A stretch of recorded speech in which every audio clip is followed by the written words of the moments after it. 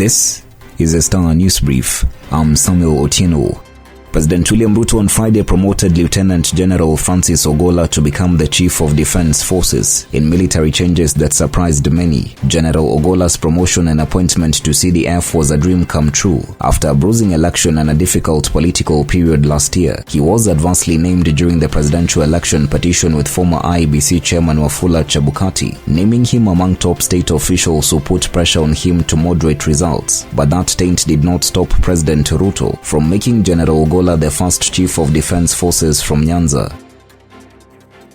Get a copy of the Star by subscribing to our e-paper for only 40 shillings through www.mgazzetti.com.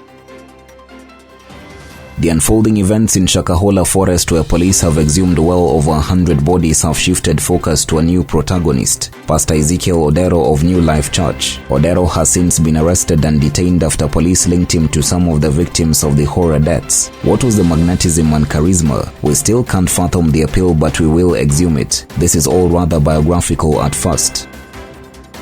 Azimio la Umoja leader Raila Odinga on Friday called his supporters back to the streets in protests against President William Ruto starting next Tuesday, May 2nd. The former Prime Minister called the mass action against the Kenya Kwanza immediately after he returned to the country from a week-long trip in Dubai. In a strategic move, the ODM boss retreated to his political bedroom Kibra to make the announcement which marked the end of talks with Ruto.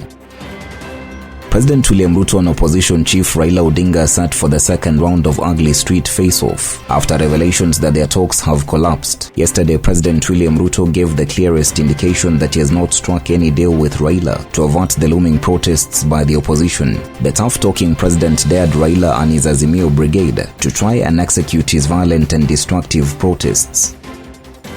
A Kenyan woman has lost the custody of a 4-year-old nephew to a Ghanaian tycoon who has been allowed to take the boy with him back to his country. The woman has been taking care of the boy after her sister died during childbirth in January 2019. The sister and tycoon were lovers. Nairobi Magistrate Sisi Oloch gave sole and legal custody to tycoon KB, who had an affair with the mother, a flight attendant with Emirates Airline.